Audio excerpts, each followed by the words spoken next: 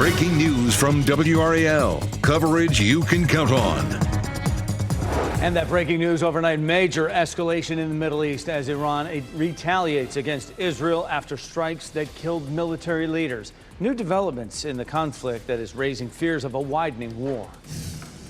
And a few isolated showers out there this morning. We're moving into a much wetter pattern for the weekend. I'll show you when to expect the most rain.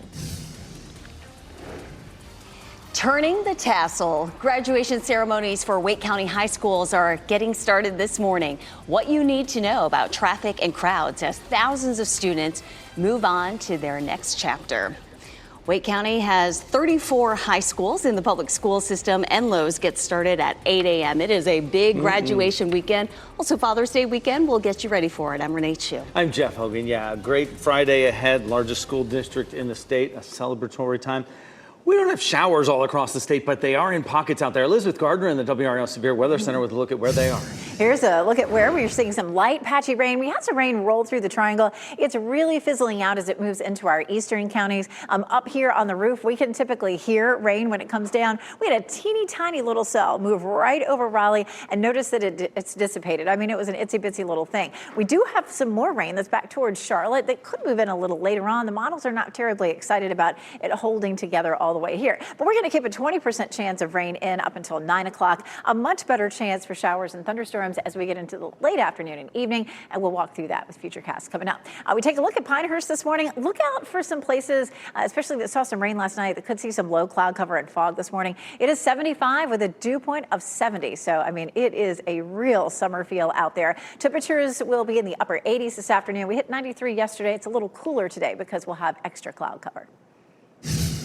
Following a series of Israeli strikes on Iran, Israel says it has begun shooting down drones sent in retaliation. Several nuclear scientists were killed in the Israeli strikes.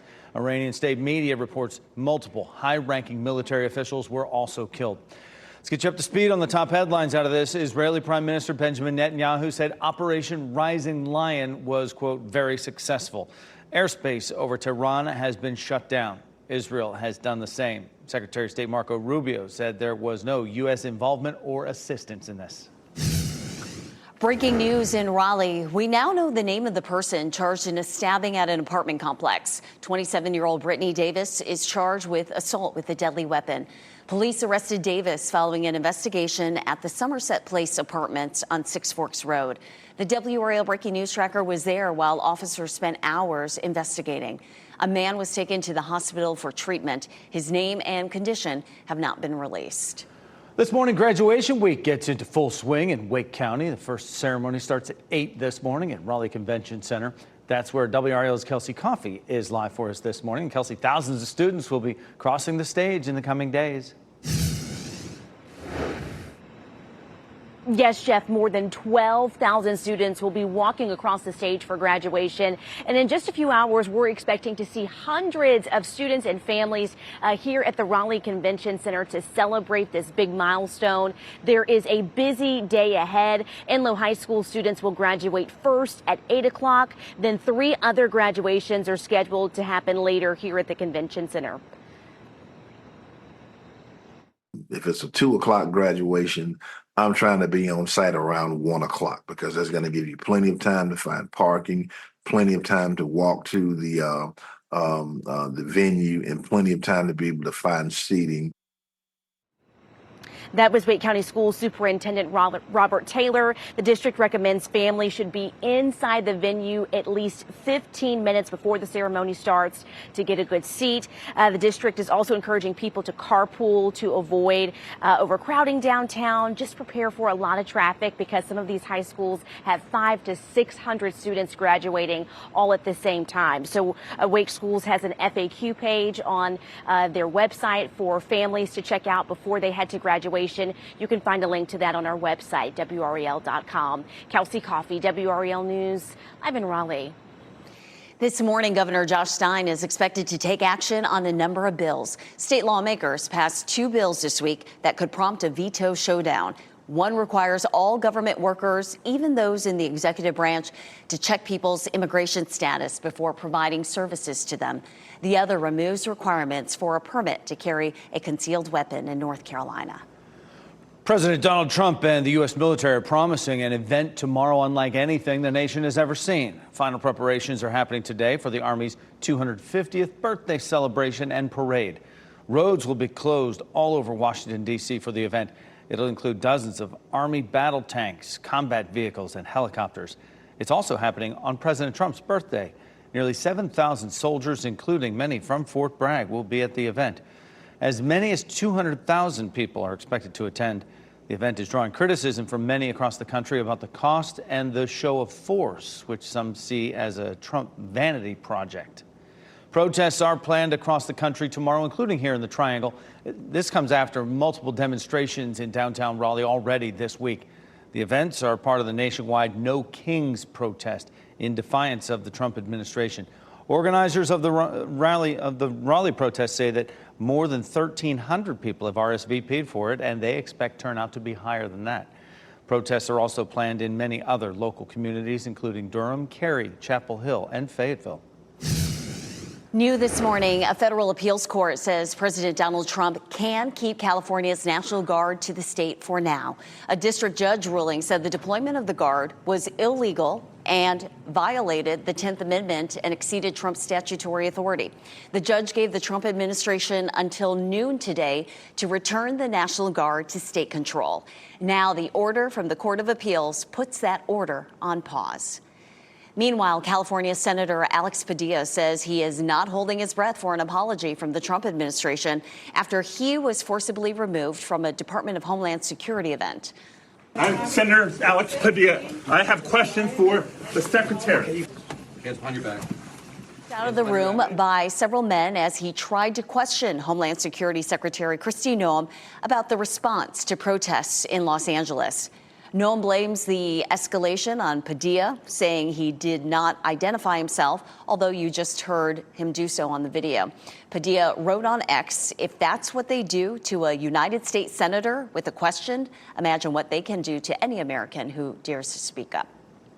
An award-winning journalist and master communicator. This morning, we are honoring the life of former WRAL anchor Charlie Gaddy, who passed away yesterday at the age of 93. He was hired in 1970 and was the face of WRAL News for 24 years. Gaddy's defining moments of his career include covering the 1988 deadly tornado in Raleigh and talking over the air with Eddie Hatcher, who held newspaper employees hostage in Robeson County. Former colleagues told WRAL he was the gold standard within the news business and knew how to connect with viewers.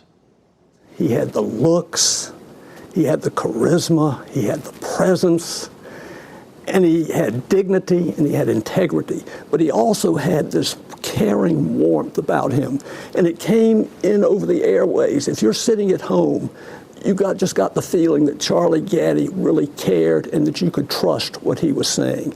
I just feel like Charlie Gaddy was inducted into the Raleigh Hall of Fame in 2012 for his excellence in journalism and service within the community. He was preceded in death by his wife, Nancy.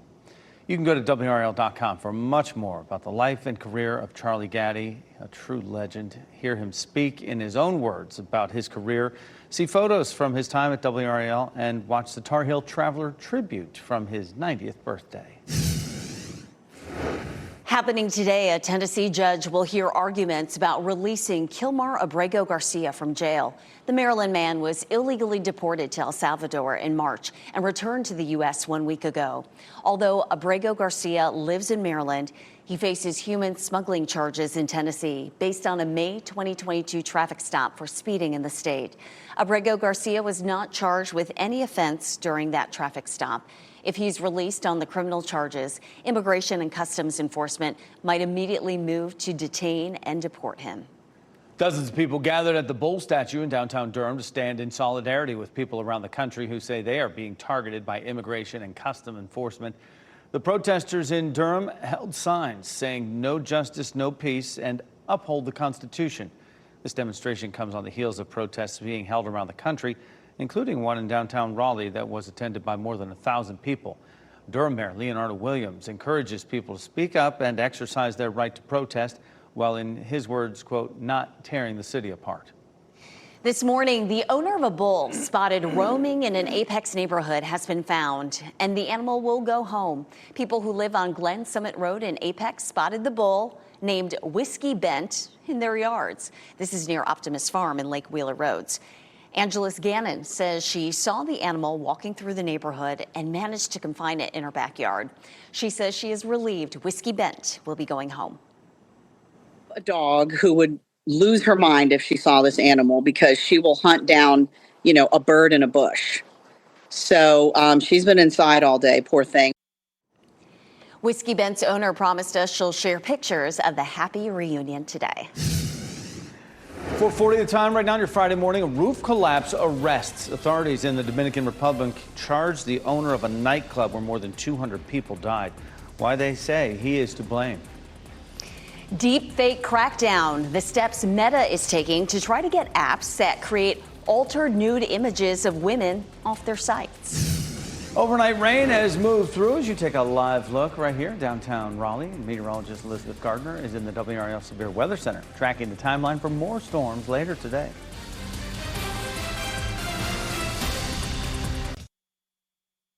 From the WRAL Severe Weather Center, North Carolina's most experienced team of meteorologists. It is 4:44. A little bit of light patchy rain showing up, especially in our eastern counties. Wilson County up toward Nash County, Edgecombe County, seeing a sprinkle or two.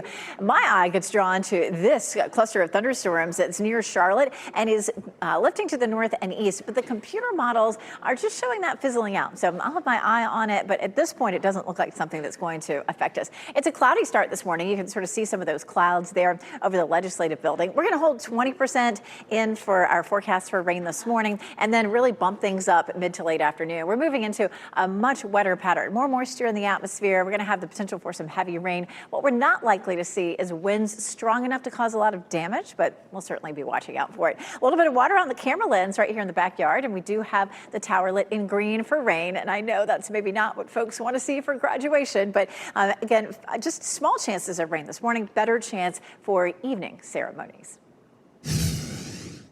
Take a look at this picture from 1938. These are the Durham Black Sox, one of several former area Negro League teams to play baseball in the Triangle area and call this home, including the Durham Eagles and the Durham Rams. Exactly 1 week before Juneteenth, the Durham Bulls paid tribute in a special way. Bulls transformed into the Durham Black Sox for a night, wearing the throwback home uniform. Black Sox hosted Charlotte Knights this week at the DBAP, and the tribute ended on a high note for the Black Sox, beating the Knights 2-1. Closing arguments are set to begin this morning in the retrial of a woman charged with killing her boyfriend with her SUV. Karen Reed's first trial ended with a hung jury. Prosecutors say she hit and killed her boyfriend, Boston police officer John O'Keefe, with her SUV in 2022. Reed's lawyers say she is the victim of a cover-up. Police have arrested the owner of a Dominican nightclub involved in a fatal roof collapse. 236 people died when the roof of the Jet Set Club collapsed in April during a performance. More than 180 others were injured. Police arrested the owner and his sister, claiming they were irresponsible and negligent for failing to prevent the roof from collapsing. The cause is still under investigation. Meta is cracking down on apps that use artificial intelligence to undress people in photos. Meta is suing a company named Joy Timeline, which markets the apps in violation of Meta policy. The companies display ads consisting of nudity and or non-consensual intimate imagery with captions like "erase any clothes on girls" and "click the button for the nudie version." The company says it's developing tech that will expose bad actors to stop digital exploitation. On their side, we want our community to be a safe place for them. We're going to be taking action. We're going to file lawsuits. We're going to continue to develop technology. Meta says that it found more than 87,000 violating ads from Joy Timeline. The company has not commented on the lawsuit. 5 people are dead in San Antonio after floodwaters swept away 15 vehicles. 2 people have not been found. Video shows vehicles flipped over and partially submerged in the water. Flooding began early yesterday morning. Crews responded to calls and found people clinging to trees on an island formed in that water. It is 4:47 and starting off our Friday with some early morning showers, Elizabeth. Where's the heaviest rain right now? There's not too much heavy rain, fortunately, just a little bit of light patchy activity there in our northeastern counties. There's been some heavy rain over into Charlotte, but it's not in our viewing area just yet. We'll likely see that fizzling out before it gets here. So even though there's a little bit of rain showing up, I don't think it's going to be something that has a big impact on us this morning. A little shower there in Wilson County and up toward Rocky Mount, parts of Edgecombe County, Nash County, and then we'll head back over here toward Charlotte around Asheboro. We're seeing some rain, a little bit of lightning with this. But like I said, looking at the computer models, they just fizzle this out as it moves over into our area. I'll keep watching that. This is a good day to check in right before you head out the door to see if anything has changed. This is a look at the big picture, and you can see this cluster of thunderstorms lifting out of South Carolina into the Charlotte area. We're going to see a strong flow coming out of the tropics today. It's going to be very muggy as these showers and thunderstorms really get kicked off, especially later this afternoon and evening. There are going to be some heavy downpours with these. This is 8 a.m. There's that system back to the west. Notice how it just really just dies out. Maybe a sprinkle or two this morning, but we're keeping it at about 20%. Even at 2 o'clock, things are pretty light. But once we get into the evening commute, we have a few more cells that begin to pop up, and potentially maybe almost everybody will see a little bit of rain. Again, some of those cells that pop up could produce some rain that's fairly heavy. Take a look through downtown Raleigh. Right now, things are pretty quiet, but as we talked about in the newscast just a little while ago, all the graduations in downtown Raleigh are going to make it a busy place today. Right now, it is warm and humid, 75 with a dew point of 70, looking at low to mid 70s all across the viewing area, and 72 for Garner, Cary, and Apex, 71 in Holly Springs. Around town, not making it to the 90s. We'll be in the upper 80s. More cloud cover today keeps our temperatures a little bit cooler, but our muggy meter is way up there at tropical, and it stays that way well into next week. So this is a look at the heat index, around 93 today, and then close to triple digits Saturday, Sunday, Monday, and Tuesday. Capital City Juneteenth celebration for tomorrow at Dix Park. There's a good chance for showers and thunderstorms in the afternoon. It's a 50% chance today, Saturday, and Sunday, and most of that will be in the afternoon and evening. Once the chance of rain starts to taper off, there go our temperatures. This is not anything anyone wants to see. 94 Wednesday, 95 on Thursday next week. Sweltering. All right, Elizabeth, thank you. Catch of a lifetime. The huge fish a Raleigh family reeled in while competing in the Big Rock, Blue Marlin tournament. And may the Schwartz be with you. What we are learning about the newly announced sequel to the comedy classic Spaceballs coming up in the Hollywood Minute.